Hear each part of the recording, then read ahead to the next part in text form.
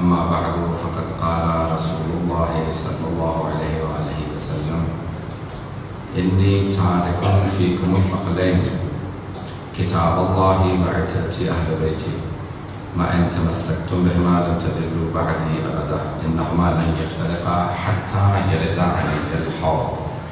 صلوات على محمد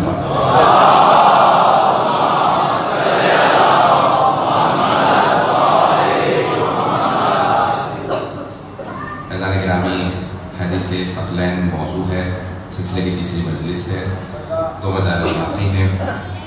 ہم آپ کی خدمت میں مطالعے پیش کر رہے ہیں کہ پیغمبر علیہ السلام نے فرمایا کہ میں تم میں چھوڑے جا رہا ہوں 2 گراں قدر چیزیں،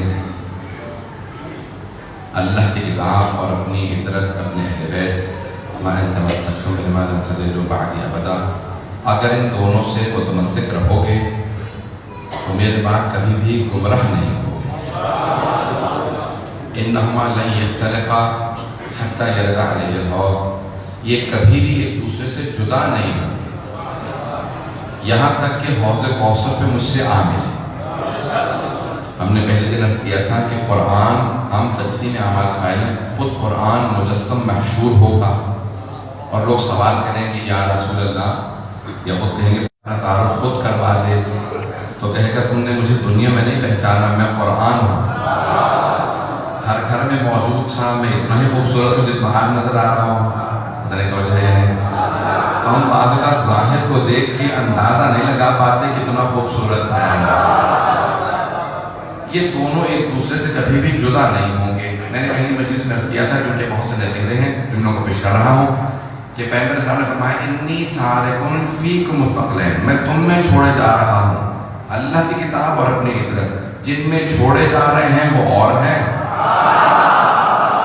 جنہیں چھوڑے جا رہے ہیں وہ اور ہیں، اہل بیت اور ہیں، امت اور ہے، اور امت کو حق نہیں ہے کہ وہ اہل بیت سے مقابلہ کرے۔ اہل بیت اور ہیں، امت اور ہے۔ مطالب کو آگے بڑھانا چاہتا ہوں، نئے مرحلے میں لے جانا چاہ رہا ہوں، آپ کے سامنے آج مطالب پیش کروں گا کہ قرآن و اہل بیت ہمیشہ ساتھ ساتھ ہیں۔ کل کی میں نے مجلس کے اندر سبق مثانی 7 دہرائے ہوئے کی طرف اشارہ کیا تھا کہ قرآن ہے اور 7 دہرائے ہوئے، دہرائے تو 14 بنتے ہیں۔ تو آج میں اگلے مرحلے میں جا رہا ہوں، اب اگر توجہ رہے گی میرے ساتھ تو میں کچھ مطالب پیش کرنا چاہ رہا ہوں۔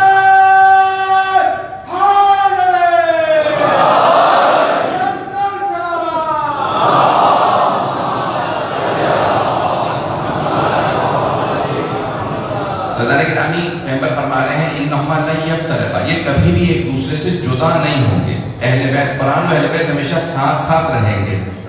بہت سے شہید دستغیب نے اپنی کتاب میں لکھا، حضرت سید عبدالحسین دستغیب شیرازی، ان کی کتاب سے حوالہ دے رہا ہوں تاکہ ذہنوں میں شبہ نہ آئے۔ بہت سے افراد یہ کہتے ہیں کہ پیغمبر اسلام نے 2 انگلیوں کا اشارہ کرنے کے بعد کہا انہما لن یفترقا حتی یرد علی الحوض، یہ دونوں کبھی ایک دوسرے سے جدا نہیں ہوں گے جب تک کہ حوض کوثر پر مجھ سے نہ ملے۔ تو سب شیعہ سنی علماء نے لکھا پیغمبر نے 2 انگلیوں کا اشارہ کر کے کہا، سب بابت ہیں۔ اب انگلیوں کے بھی عربی میں نام ہے، یہ جو انگوٹھی کے ساتھ والی انگلی ہے اسے سب بابا کہا جاتا ہے، اور اس کے ساتھ والی انگلی کو وسطیٰ کہا جاتا ہے۔ سب بابت ہیں یعنی 2 سب بابت، توجہ ہے؟ تو کئی مرتبہ سب بابت ہیں کہنا ہو تو یہ 2 ساتھ انگلیاں، انگوٹھی کے وسطیٰ اور سب بابا دونوں کو ملا کے سب بابت ہیں کہتے ہیں۔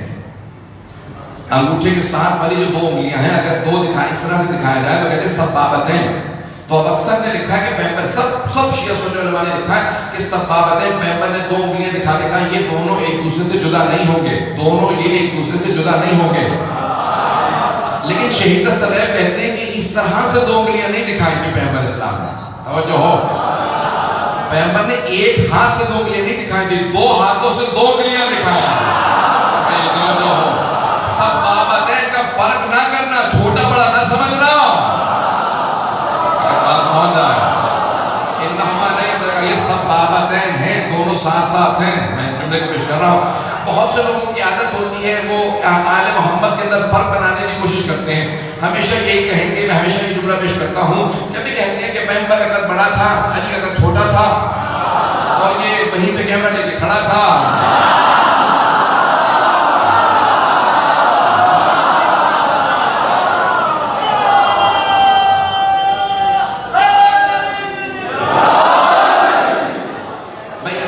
گرامی ان میں کبھی فرق لگانے کی کوشش نہ کیجیے، اور تعجب ہوتا ہے کہ بہت سے کہہ دیتے ہیں کہ کچھ فرق نہیں ہے کچھ اور میں، وہاں تو فرق نظر نہیں آتا، یہاں نہ جانے کے فرق نظر آنے لگتا ہے، یا بینائی خراب ہے یا عقیدہ خراب ہے۔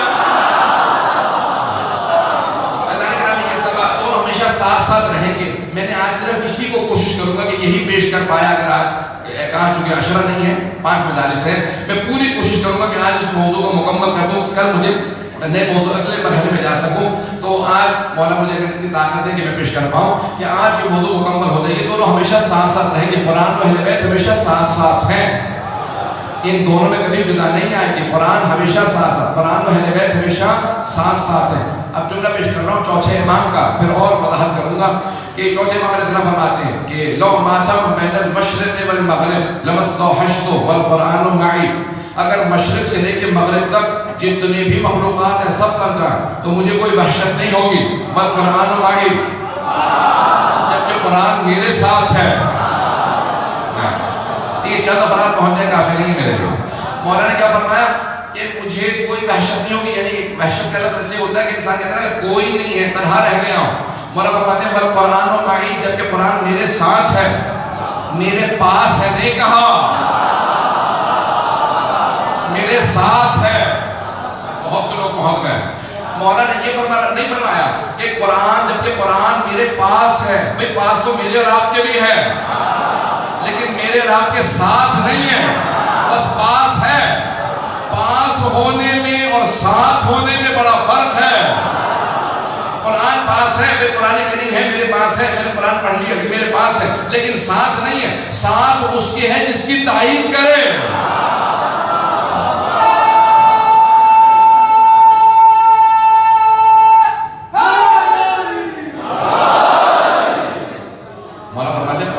میرے ساتھ ہے، والقرآن معی، عندی نہیں کہا، میرے پاس ہے نہیں کہا، میرے ساتھ ہے۔ ایک اور حدیث پیش کر دیتا ہوں کہ پیغمبر صلی اللہ علیہ وسلم فرماتے ہیں علی مع القرآن والقرآن مع علی، علی قرآن کے ساتھ ہے، فرماتے ہیں نہیں، قرآن علی کے ساتھ ہے۔ میں ایک اور حدیث بھی پیش کر دیتا ہوں، اس کی تھوڑی وضاحت کروں گا۔ پیغمبر دوسرے مقام میں فرماتے ہیں کہ علی مع الحق والحق مع علی۔ اچھا، کئی ایسی حدیث ہے کہ جن کو بہت سے برادران نے، ہمارے مسلمان بھائیوں نے آدھا پیش کیا تو ہمارے بھی ممبروں سے آدھی حدیثیں سنانے کی عادت پڑ گئی۔ میں قائل ہوں کہ نہیں، پیغمبر اسلام کی پوری حدیث سنانی چاہیے۔ اگر پیش کروں گا تو ساتھ دیں گے؟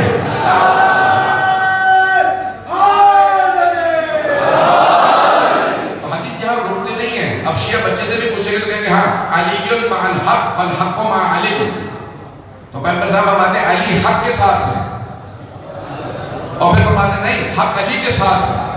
حدیث یہاں مکمل نہیں ہوتی، اگلے حدیث کا جملہ ہے اللہم ادر الحق کما دار علی، پروردگارا حق کو ادھر موڑ دے جہاں علی مڑے۔ میں اپنی سادہ زبان میں آپ کی خدمت میں پیش کروں گا کہ پیغمبر فرما رہے ہیں پروردگارا حق کو اتنا ادب سکھا دے کہ وہ خود بخود ادھر مڑے جہاں علی مڑے۔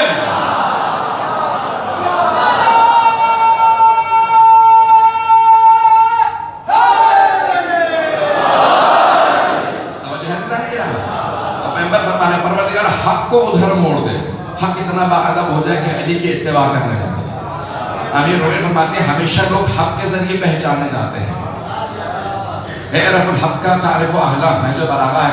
مولا فرماتے ہیں حق کو پہچان لو، حق والے پہچانے جائیں گے، لیکن پیغمبر فرماتے ہیں حق کی کسوٹی کا نام علی ہے۔ حق کو پہچاننا تو پھر علی کے پیچھے چلو۔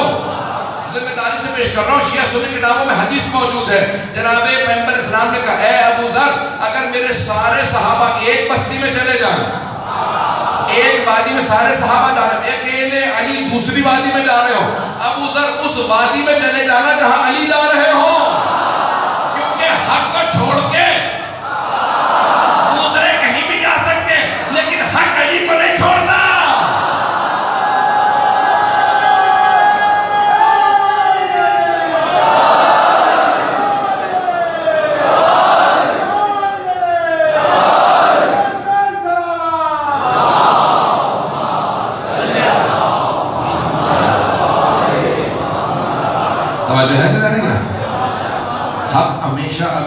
المؤمنین کی پیروی کرتا ہے. حق ہمیشہ علی ابن ابی طالب کی پیروی کرے گا. اگر آپ نے کبھی بھی پہچاننا ہے کہ آپ حق پہ ہیں یا نہیں ہیں تو اپنے دل میں جھانک کے دیکھ لیں. اگر آپ کے دل میں علی بس رہے ہیں تو سمجھ لیں حق پہ ہیں, اور اگر دل میں علی نہیں ہے تو سمجھ لیں باطل پہ ہیں. یہ آپ بھی کے لیے پوری دنیا کے لیے ہے. 4 مصرے آ رہے ہیں, دانے عجیب و غریب ہے. اس موقع میں اچانک 4 مصرے آئے ہیں. میں ذکر مرتضیٰ سے لذت عرفان لیتا ہوں. عرفان یعنی معرفت کا آخری درجہ. میں ذکر مرتضیٰ سے لذت عرفان لیتا ہوں. دلوں کی کیفیت بھی ایک پل میں جان لیتا ہوں.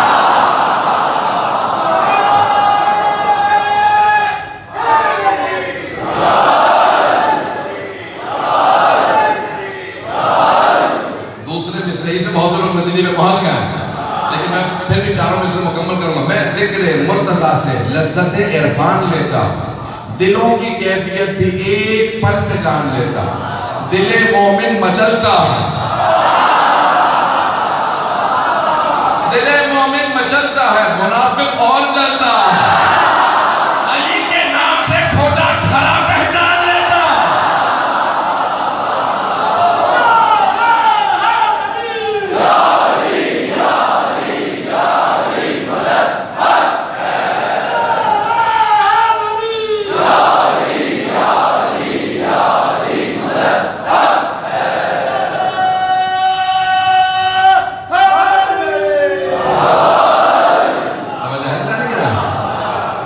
عجیب و غریب کیفیت ہے کہ اگر قرآن کو پہچاننا ہو تو اہل بیت سے پہچان.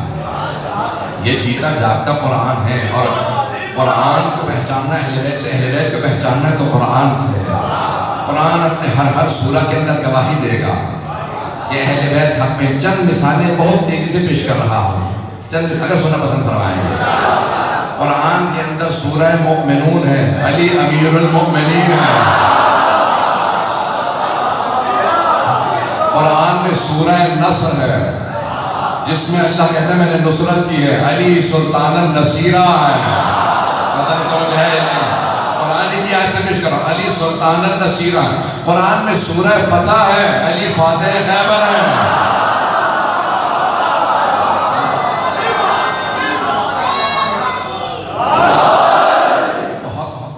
بہت پیار سے سن رہے ہیں, بہت پیارے انداز سے سن رہے ہیں. جناب سیدہ کا سایہ آپ کے سر پہ قائم بتائے گا, جناب امیر کا سایہ آپ کے سر پہ قائم بتائے گا. جناب قرآن گواہی دے گا کہ اہل بیت حق ہیں.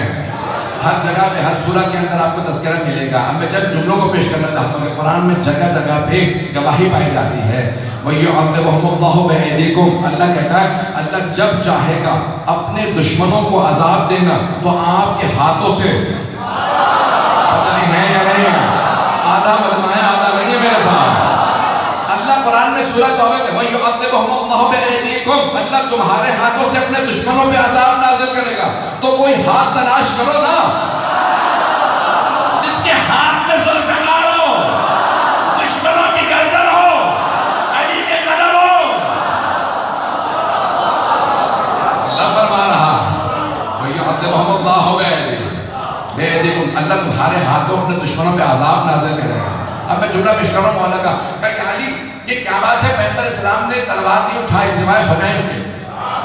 حنین میں جب سب صحابہ چھوڑ کے بھاگ گئے تو پیغمبر اسلام ہاتھ میں تلوار تھی, پہلی مرتبہ دشمنوں کے مقابلے پہ آئے. نہیں تو ہمیشہ جناب امیر آگے بڑھ کے حملہ کرتے تھے. اب حنین میں پیغمبر اسلام تنہا تھے, جان کا بچانا اسلام میں واجب ہے. ایک مرتبہ جناب پیغمبر اسلام نے اپنی تلوار کو کھینچا اور کہا کہ لا کذب نبی کے لنا, میں جھوٹا نہیں ہوں, نبی ہوں, اور میں عبد المطلب کا بیٹا ہوں. اپنے دادا سے تعارف کروایا. جب تلوار کھینچی تو پورا مجمع بھاگنے لگا کہ محمد تو کبھی لڑتا نہیں دیکھا تھا, کبھی لڑتا نہیں دیکھا. تو پیغمبر اسلام نے ایک مرتبہ جب شور مچا رہا حملہ کیا, سب بھاگنے لگے, تو کسی نے سوال کیا یا علی پیغمبر اسلام قتل کیوں نہیں کرتے تھے, مارتے کیوں نہیں تھے؟ مجمع ہوگا تو میں شرم گا. مولا ہی تعارف کروا سکتے تھے کہ علی پیغمبر اسلام تلوار کیوں نہیں اٹھاتے تھے, ہمیشہ آپ سے کیوں کہتے تھے علی حملہ کیجیے, شیر خدا حملہ کیجیے, اے اللہ کے شیر آگے بڑھیے. خود کیوں نہیں حملہ کرتے تھے, کیا تم نے قرآن نہیں پڑھا؟ میں قرآن وہی بتا سکتا ہے جو اہل بیت میں ہو. یعنی قرآن میں پیغمبر اسلام کی تلوار کا کہاں ذکر ہے؟ کہاں ذکر ہے کہ جنگ نہیں کریں گے؟ کیا قرآن میں آیت موجود ہے؟ سورہ انبیاء آیت نمبر 107. گھبرا تو نہیں رہے ہیں؟ میرے مولا نے کہا وَمَا أَرْسَلْنَاكَ إِلَّا رَحْمَةً لِّلْعَالَمِينَ.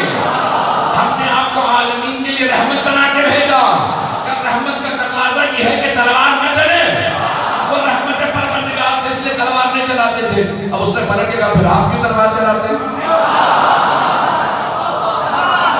اگر رحمت خدا تلوار نہیں چلاتی تو آپ تلوار کیوں چلاتے ہیں؟ کہ وہ رحمت پروردگار تھے میں جلال پروردگار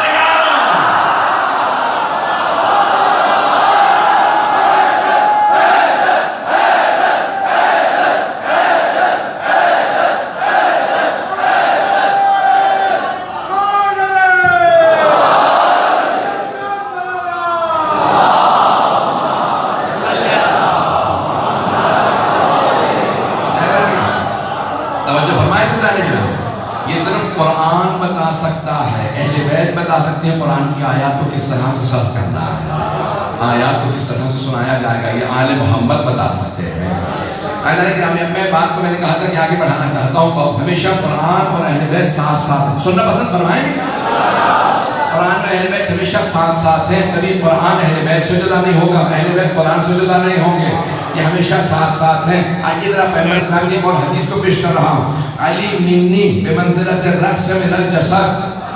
علی کو مجھ سے وہ نسبت ہے جو سر کو جسم سے ہوتی ہے. حدیث صاحب نے ہزاروں مرتبہ سنی ہوگی, بڑے بڑے علماء سے سنی ہوگی, بڑے بڑے فقہاء سے سنی ہوگی, بڑے بڑے خطباء سے سنی ہوگی. آج کچھ ناجی سے بھی سن لیجئے. کچھ امیر المومنین نے کرم کیا, میں آپ کے سامنے پیش کرنا چاہتا ہوں. بھائی میں ممبر میں عطا کا قائل ہوں. ہم سب باب مدینہ کے ماننے والے ہیں. بھائی ذرا کچھ مطالب مجھ سے بھی سن لیجئے. سننا پسند فرمائیں گے؟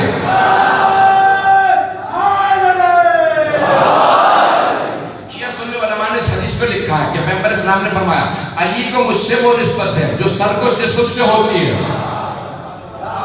یہ نہیں کہا مجھے علی سے وہ نسبت ہے جو سر کو جسم سے ہوتی ہے.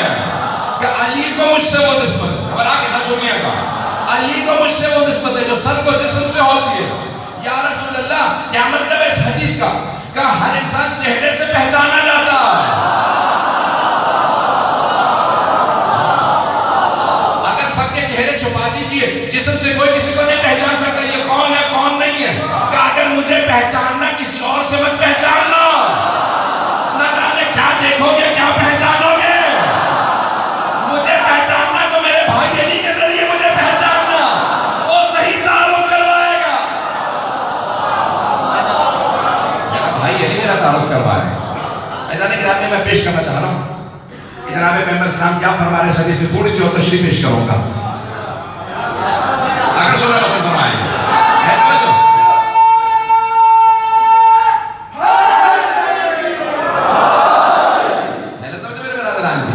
میرے بھائیوں میرے بزرگوں, اب جب جملے میں پیش کروں گا صرف اس حدیث سے متعلق. پیغمبر فرماتے ہیں علی کو مجھ سے وہ نسبت ہے جو سر کو جسم سے ہوتی ہے.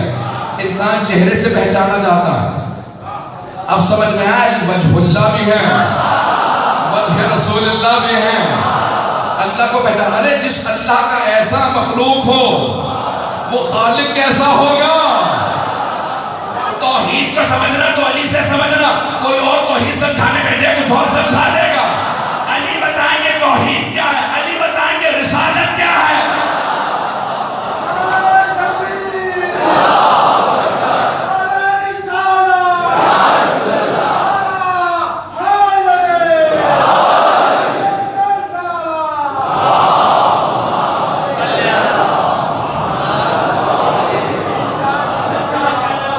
کتنے لوگ ہیں میرے ساتھ؟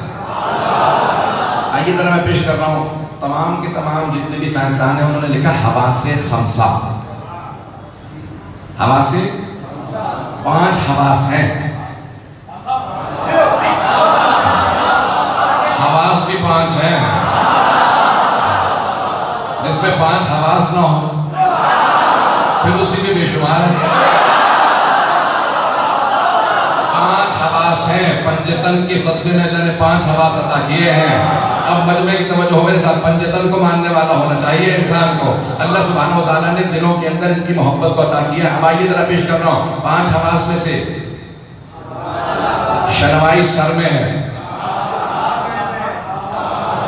بینائی سر میں ہے، شامہ سر میں ہے، گویائی سر میں ہے، صرف محسوس کرنے کی طاقت سر سے باہر ہے. توجہ ہو، دیکھنا سر سے، سننا سر سے، سونگنا سر سے، چکنا بولنا سر سے. یہ سب کچھ سر میں ہے. تو پیغمبر فرما رہے ہیں 4/5 علی ہے.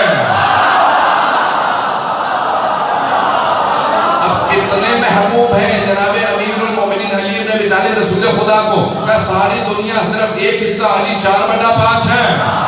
یعنی کتنے عزیز، پتہ نہیں توجہ ہے یا نہیں ہے، کہ سارے صحابہ ایک طرف ہیں، صرف ایک علی ابن ابی طالب میرے لیے اتنا کچھ ہے. تو اب اگر پیغمبر اسلام کا جاننا چاہتے ہیں کہ پیغمبر کو کیا سننا پسند ہے، کیا دیکھنا پسند ہے، کیا کہنا پسند ہے، کیا سوچنا پسند ہے، علی کو دیکھ لیں. ان کی پسند پیغمبر کی پسند ہے. جس کی یہ تائید کریں گے اس کی پیغمبر تائید کریں. جناب امیر کو دیکھنا پسند ہوگا، پیغمبر کو دیکھنا پسند ہوگا. اب میں جملے کو پیش کر رہا ہوں. عزیزان گرامی، کے ساتھ ہی میں نے تمہید مانگی ہے. کچھ نے کہا کہ نہیں 5 نہیں ہمارے 6 ہیں. جسے کہتے ہیں 6 سینس، 6ٹھی حص. سن رکھا ہے نا آپ نے؟ 6ٹھی حص بھی. کچھ کہتے ہیں نہیں 5 نہیں ہے، 6ٹھی حص بھی ہے. 6ٹھی حص یعنی دماغ، عقل، وہ بھی سر میں ہے. کچھ لوگ کہتے ہیں نا کہ اس کی 6ٹھی حص بہت بیکار ہے، یعنی انسان کی توجہ اور اس کا دماغ، اس کا مغز بہت تیز ہے. عزیزان گرامی، پیغمبر اسلام نے جناب امیر کو اتنی محبت دی ہے، اتنا مرکز بنایا، کہا کہ کبھی بھی امت میں دیکھنا ہو کہ میں کتنی محبت علی سے کرتا ہوں تو پھر امیر المومنین کو میرے ساتھ دیکھ لینا. جناب امیر سے پوچھا یا علی کتنی محبت آپ کرتے ہیں؟ کہ جتنی پیغمبر مجھ سے کرتے ہیں اس سے زیادہ میں. احد کا میدان تو ذہنوں میں ہوگا جب سب بھاگ رہے تھے، میرے مولا زمین پہ کھڑے تھے. جب پوچھا تم لوگ بھاگے کیوں؟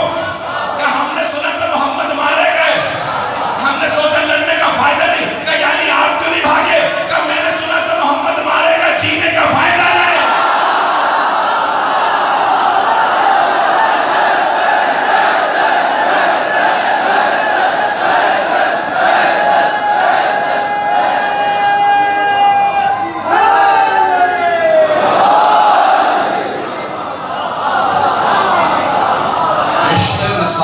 دیکھنا ہو تو علی کو دیکھنا.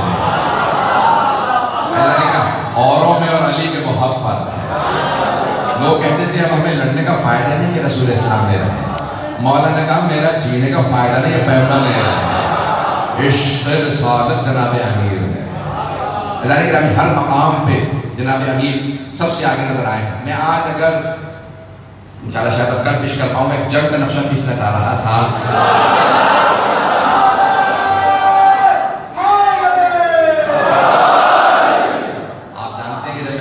تو پھر میں یہاں نہیں ہوتا، پھر نے کہا میں نجف اشرف ہوتا.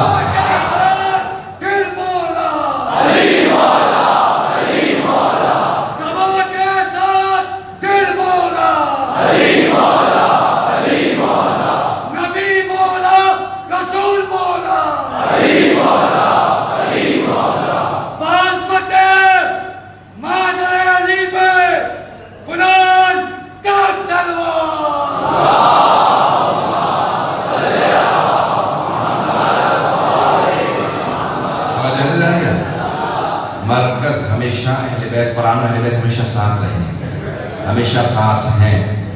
اور جب بھی کوئی چاہے کہ وہ اہل بیت سے وابستگی حاصل کرے تو قرآن کے ذریعے جائیں. قرآن ہمیشہ اہل بیت کی طرف بھیجے گا اور اہل بیت ہمیشہ قرآن ہی کی طرف معرفی کریں گے. ایک جنگ کی چند جملے پیش کرنا چاہ رہا ہوں. اس کے لیے پورا، جب بھی میں جنگ پڑھتا ہوں تو مجھے پورا اپنا خون ذکر دینا ہوتا ہے. میں پیش کروں گا. آپ نے جنگیں بہت سی سنی ہوگی، ایک جنگ میں بھی سنا رہا ہوں. اس جنگ کو آپ نے شاید کسی سے سنا ہو، جنگ ذات السلاسل. ذات السلاسل زنجیروں والی جنگ. جنگ کا نام ہی زنجیروں والی جنگ ہے. سلاسل. اب ایک 12,000 کا لشکر آیا. سورہ عادیات ذہنوں میں رکھیے گا، گھر جا کے پڑھ لیجیے گا تفصیل. میں کچھ آپ کے سامنے مفہوم پیش کروں گا. مفہوم علی بن ابراہیم قمی نے اپنی تفسیر قمی میں 1100 سال پہلے سے لکھا ہے، 11ویں امام سے لکھا ہے، 11ویں امام علیہ السلام سے روایت کو نقل کیا ہے۔ علی بن ابراہیم قمی، ان کی تفسیر قمی 2 جلدوں پہ ہے، وہاں پہ جلد نمبر 2 سے پیش کر رہا ہوں، اگر آپ سننا پسند فرمائیں۔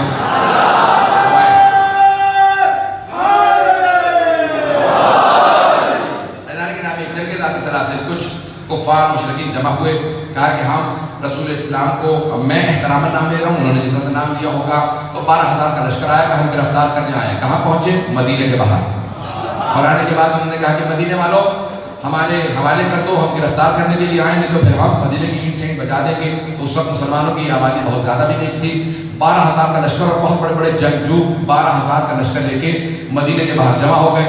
پیغمبر اسلام سے متعلق مسلمانوں کو کہنے لگے کہ ہمیں ہمارے حوالے پیغمبر اسلام کو کر دو، نام لے کے کہہ رہے تھے۔ اب میں احتراماً، کیونکہ پیغمبر اسلام کو ہم ماننے والے ہیں، وہ نہ ماننے والے تھے، تو انہوں نے کہا کہ ہمارے حوالے کر دو۔ ایک مرتبہ پیغمبر اسلام نے کسی سے کہا، کسی میں بہت کچھ ہے، ابھی تیرے ساتھ ایک لشکر بھیج رہا ہوں 4,000 کا، ان کا مقابلہ کرے گا؟ یا رسول اللہ کیا نہیں لوں گا۔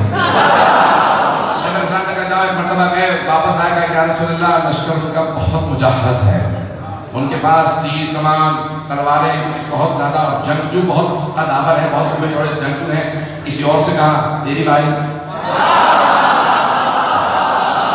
ہر دفعہ میں جناب امیر کہتے تھے یا رسول اللہ مجھ سے کہیے۔ یہ پیغمبر اسلام سب کو موقع دے رہے ہیں، وما ينطق عن الهوى ان هو الا وحی یوحی، جب تک وحی نازل نہ ہو جائے یہ کلام نہیں کرتے، تو پھر مانے اللہ نے سب کو موقع دیا۔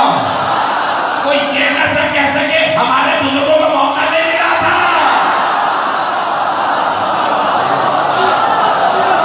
سب کو موقع ملا۔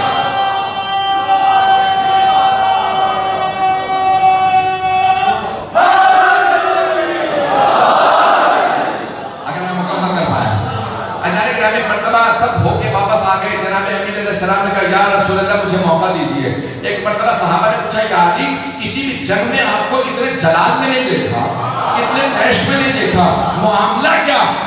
کہ اگر کوئی آ کے میرے آنکھوں کے سامنے میرے بھائی حبیب خدا کو دھمکی دے، میں نے اپنے بابا سے وعدہ کیا تھا میں وہ ہڈیاں توڑ دوں گا،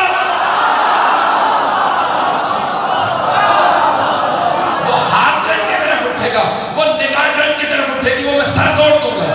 کہ یا رسول اللہ مجھے اجازت دے میں ان کو دیکھ لوں۔ بس میں رات ہو چکی تھی، کئی مرتبہ فوت گئی واپس آئے ہیں، اب رات ہو چکی تھی، کہ یا رسول اللہ مجھے رات میں اجازت دے، میں علی نہیں ہوں، اگر ان سب کو گرفتار کر کے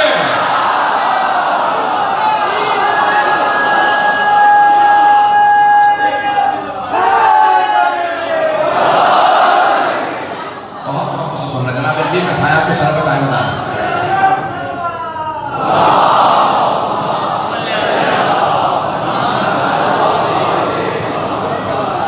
یا رسول اللہ مجھے اجازت ہے میں رات میں سب کو گرفتار کر کے آپ کے قدموں میں ڈال دوں گا۔ تو ایک مرتبہ پیغمبر اسلام نے کہا کہ یا علی رات کے ڈھلنے کا انتظار کر لیجیے۔ کہ یا علی کتنا لشکر چاہیے؟ کہ یا رسول اللہ کوئی نہیں چاہیے۔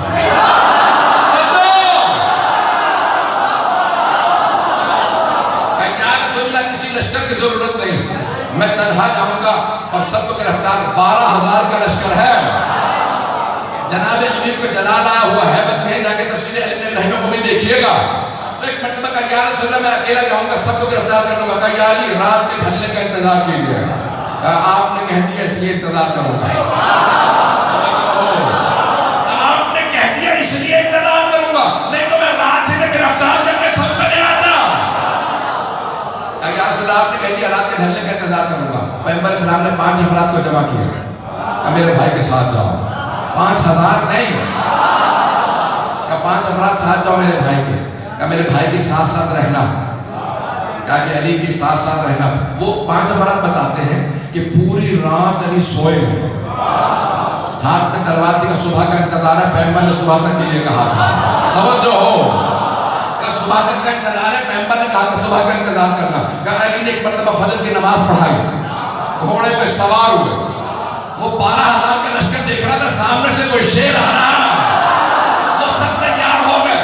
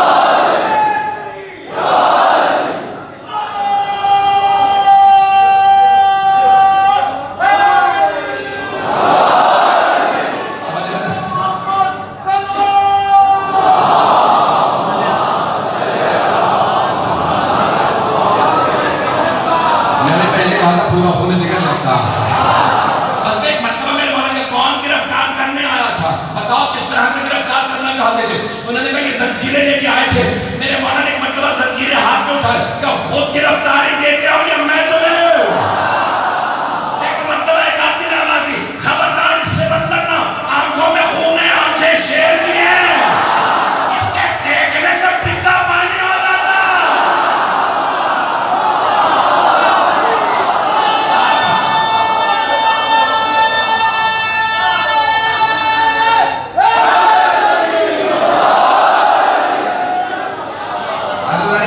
موقع ملے نا تو کبھی جا کے دیکھیے گا انٹرنیٹ پہ، کبھی کہیں مل جائے کہ جو شیر شکار کرنے لگتا اور بکری سامنے آ گیا، اس کا کلیجہ ویسے ہی پھٹ جاتا ہے، شیر آ گیا ہے، ارے اللہ کا شیر آ رہا تھا، بکریوں میں طاقت کہاں گئی؟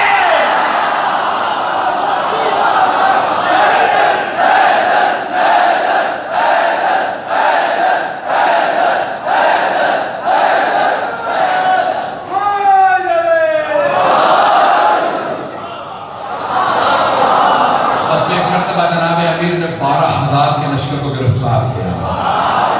جب چلنے لگے تو ایک مرتبہ پیغمبر اسلام سنبھال کے لیے باہر آئے، جو کچھ ساتھ سے کہا، یا رسول اللہ آپ باہر آ رہے ہیں؟ کہ خبردار جو دھبا تمہارے دامن پہ ہے میرے دامن پہ نہ لگانا، میں شجاع ہوں۔ ایک مرتبہ آئے، دیکھا کہ یا رسول اللہ سب کو گرفتار کر کے لے آیا ہے، جسے کہتے ہیں غزوہ ذات السلاسل، جو زنجیریں لائے تھے وہ خود ان زنجیروں میں جکڑے گئے۔ کہا کہ یعنی اتنا جلال کیوں تھا؟ کہ میرے بھائی پیغمبر اسلام پہ حملہ کیا تھا۔ عزیزان گرامی، یہ قرآن و اہل بیت ہمیشہ ساتھ ہیں۔ میں نے پیش کر دیا، علی نے حملہ کیا، قرآن نے گواہ ہے۔ قرآن قسمیں کھا کھا کے بتا رہا ہے، یہ جیسا کوئی جنگجو نہیں ہے۔ قرآن گواہی دے گا، شجاعت علیوی کی گواہی دے گا۔ سورہ آدمیہ سورہ نمبر 100 ہے، جا کے گھر میں دیکھ لیجیے گا۔ تو آپ بتائیں، سب نے لکھا یہ کہاں پہ اللہ قسمیں کھا رہا ہے؟ گھوڑوں کے فراٹے کھانے کی قسمیں ہیں۔ یہ کس نے ایسا حملہ کیا کہ اللہ قسمیں کھا رہا ہے؟ اللہ نے کہا یہ قرآن ہے، ہر جگہ گواہی دے۔ قرآن و اہل بیت ہمیشہ ساتھ ساتھ ہے، ہمیشہ ساتھ ساتھ ہے، اس وقت بھی ساتھ تھے، آج بھی ساتھ ہے۔ ہر جگہ پہ قرآن گواہی دے گا، یا آل محمد میں ان جیسا دنیا میں کوئی نہیں ہے۔ اللہ نے کہا وہاں غازی جناب حضرت امیر المومنین ذات السلاسل میں تھے، غزوہ ذات السلاسل میں اللہ کا شیر اور شیر خدا کا شیر کربلا میں تھا، جناب عباس شیر خدا کے شیر۔ میں نے بھی صرف نام ہی پیش کیا، بعض لوگوں کی آنکھوں میں آنسو ہے۔ آج مجھ سے کہا ہے کہ حضرت عباس کا علم برآمد کرنا چاہتے ہیں، بانیان نے اہتمام کیا ہے۔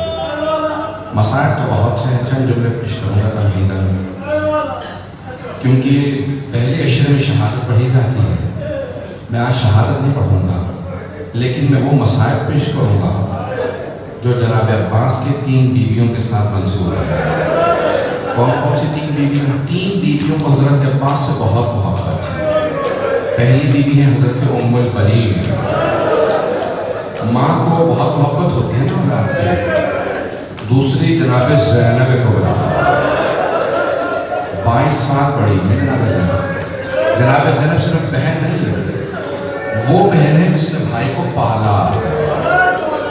جب جناب عباس کی ولادت ہوئی تو روایت کے الفاظ ہیں، امام حسین نے آ کے امیر المومنین سے کہا بابا اپنا یہ بیٹا مجھے دے، نہ جاننے اس پہ اتنی محبت کیوں آ رہی ہے، میں اسے پالنا چاہتا ہوں۔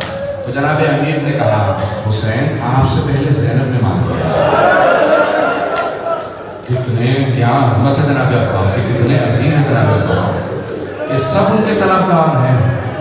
وہ حسین جن کے پیغمبر اسلام طلبگار ہیں، ان سے عشق و محبت کرتے ہیں، وہ حسین جناب عباس کو محبت سے، جن کا جھولا جناب جبرائیل جھلاتے تھے وہ حسین ہیں، اور جن کا جھولا حسین جھلائیں وہ عباس۔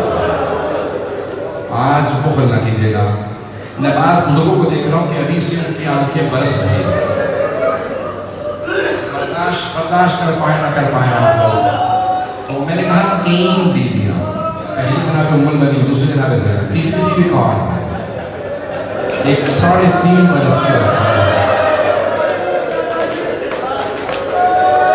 روایت کے الفاظ ہیں امام حسین کی بیٹی کو بے انتہا محبت تھی چچا سے، اور جناب عباس کو بھی اتنی ہی محبت تھی، بے انتہا محبت کرتے تھے۔ یہاں تک روایات میں ہے کہ بعض افراد اگر کچھ کام کہنا ہوتا تھا تو کہتے تھے آپ کو آپ کی بھتیجی سکینہ کا آواز ہے، تو کہتے تھے جناب۔ آج بھی آپ دیکھیں کیسی نسبت ہے، جب علم برآمد ہوتا ہے آپ نے دیکھا اس پہ مشکیزہ لگا ہوا ہے، علم پہ آج تک مشکیز ہے۔ یہ چچا بھتیجی کی محبت ہے نا، کہ قیامت تک کے لیے علم کے ساتھ مشکیزہ ہے، یہ علم کے ساتھ مشکیزہ، یہ محبت ہے نا حضرت عباس کی جناب سکینہ سے۔ بعض اوقات کوئی بچہ اتنا عزیز ہوتا ہے، اور جانتے ہیں کیوں زیادہ بچہ عزیز ہو جاتا ہے؟ اگر کوئی بچہ خدا نہ خاصہ گھر میں زیادہ بیمار ہونا، اس سے محبت ہو جاتی ہے، اور اگر کسی بچے سے متعلق یہ پتا ہو کہ اس پہ بڑے مسائب آنے والے ہیں، میں سارے مسائب تو نہیں پڑھوں گا، لیکن کسی بچے کو حسین سینے پہ سلاتے ہیں، عباس اس کے صدقہ کہلاتے ہیں، اور اسی بچی کو سب سے زیادہ تماچے بھی لگ رہے ہیں۔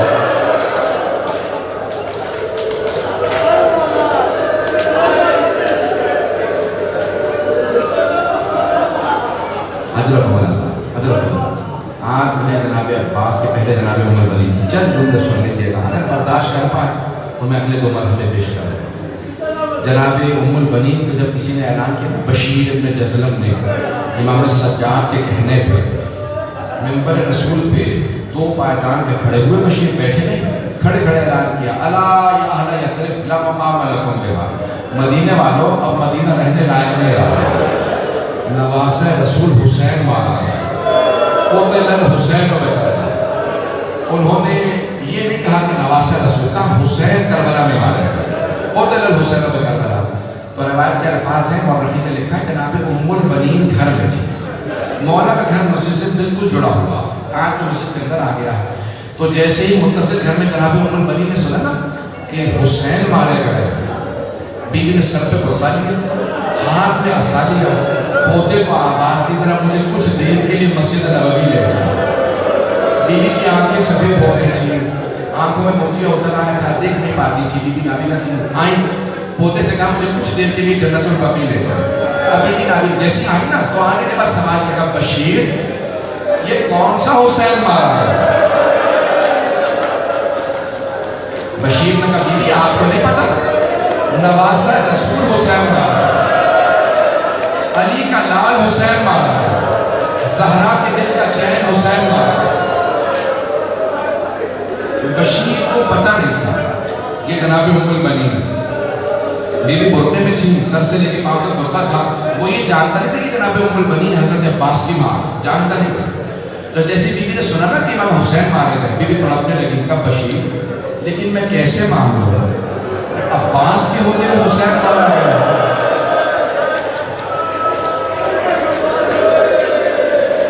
بشیر نے کہا بیوی آپ نے غلط سنا، پہلے عباس مارے گئے، بعد میں حسین مارے گئے۔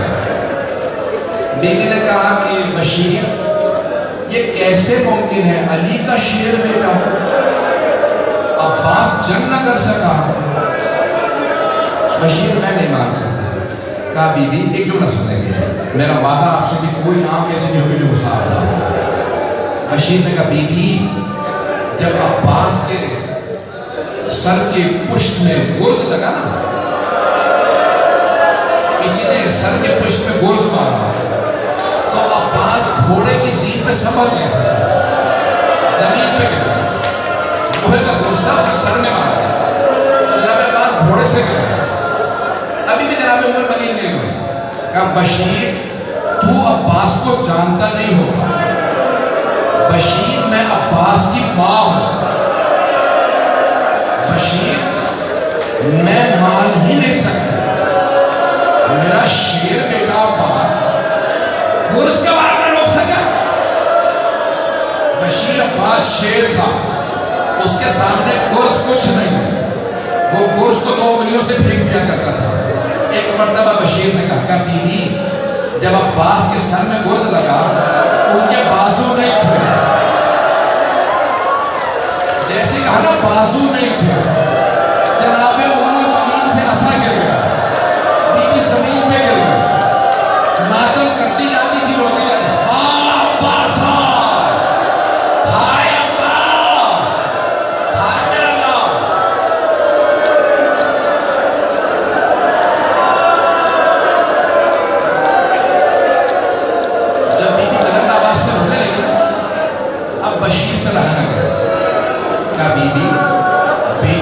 शहादत बर्दाश्त नहीं हुई आपसे?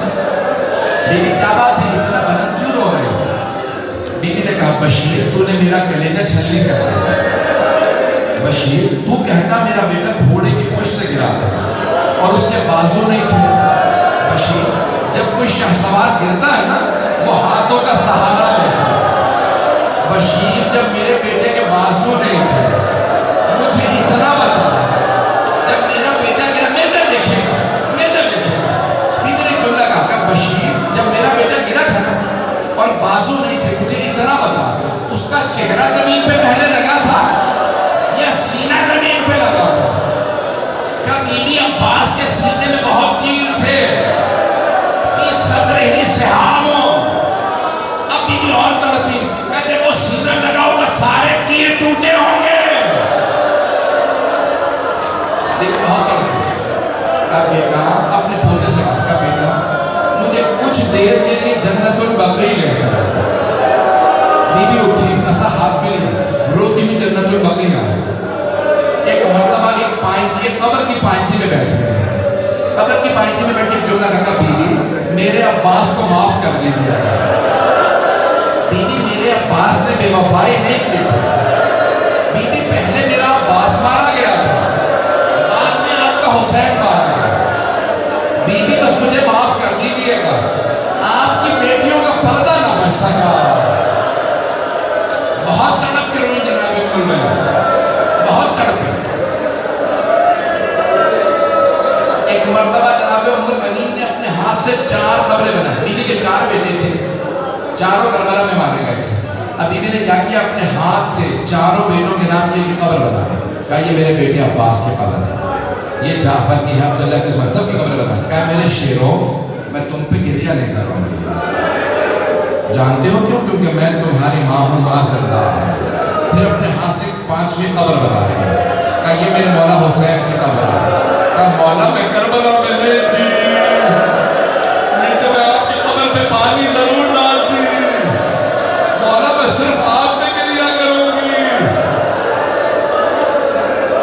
मेरी बुलंद आवाज से बोलती, बड़ा गिरिया करता। सुने, मैं 2 से 4 मिनट की ज़हमत और बोलूँ, अब आप बर्दाश्त नहीं कर पा रहे, सुनेंगे? मुझे बताया कि मेरी बहनों के लिए बड़े बुलंद आवाज से गिरिया होता है। मैं अपनी बहनों से सवाल करूं, बीवियों आपने सिर्फ मसाइल सुने हैं ना, आपने बाजू कलम होते देखे तो नहीं है? जनाब ज़ैनब ने बाजू कलम देखे। वाह ज़ैनब, हाय बीबी ज़ैनब। बीबी आपको आपके भाई अब्बास का पुरसा पेश है, मैंने तमाम कर दिया। एक मरतबा उठी जनाब उम्मुल बनीन, आई जनाब ज़ैनब कुबरा के पास। अब मेरे बुजुर्ग बर्दाश्त नहीं कर पा रहे, अब लोग बर्दाश्त नहीं कर पा रहे। उठी जनाब उम्मुल बनीन, एक मरतबा आई जनाब ज़ैनब के पास। कहा बीबी मैं आपको हुसैन का पुरसा पेश करने आई हूँ। जनाब ज़ैनब ने कहा अम्मा मैं आपको अब्बास का पुरसा पेश करती हूँ। जैसे कहा ना मैं अब्बास का पुरसा पेश करती हूँ, जनाब उम्मुल बनीन ने कहा नहीं बीबी, मुझे हुसैन का पुरसा दो, मुझे कोई अब्बास का पुरसा न दे।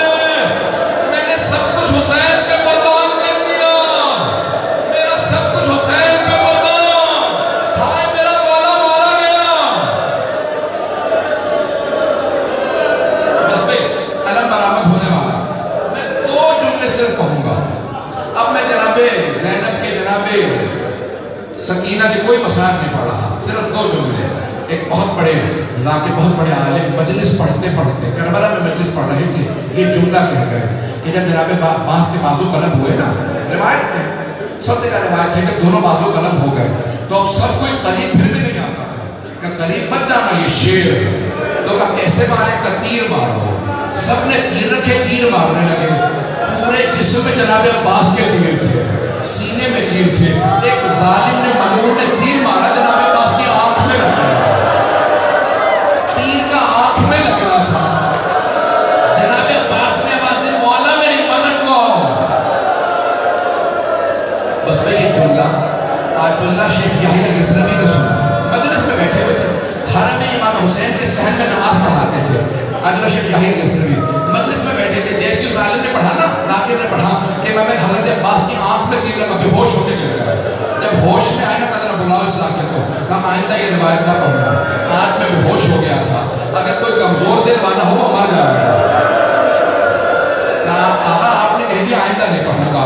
آیت اللہ یحییٰ یثربی کہتے ہیں میں اٹھا روتا ہوں حرم حضرت عباس میں گیا، کہا مولا مجھے معاف کر دیجیے گا، میں نے آپ کے ذاکر سے کہہ دیا کہ مصائب نہ پڑھیں، آنکھ میں تیر لگنے والا جملہ نہ پڑھیں۔ آیت اللہ یحییٰ یثربی کہتے ہیں اس رات جب میں گھر گیا نا، خواب میں حضرت عباس کو دیکھا، کہا شیخ تم نے کیوں منع کیا میرے ذاکر کو مصائب پڑھنے سے؟ کہا مولا مجھے پتہ نہیں آپ کے تیر لگا تھا نہیں لگا تھا۔ آیت اللہ یحییٰ یثربی کہتے ہیں حضرت عباس نے خود مجھ سے خواب میں کہا شیخ میرے رونے والوں سے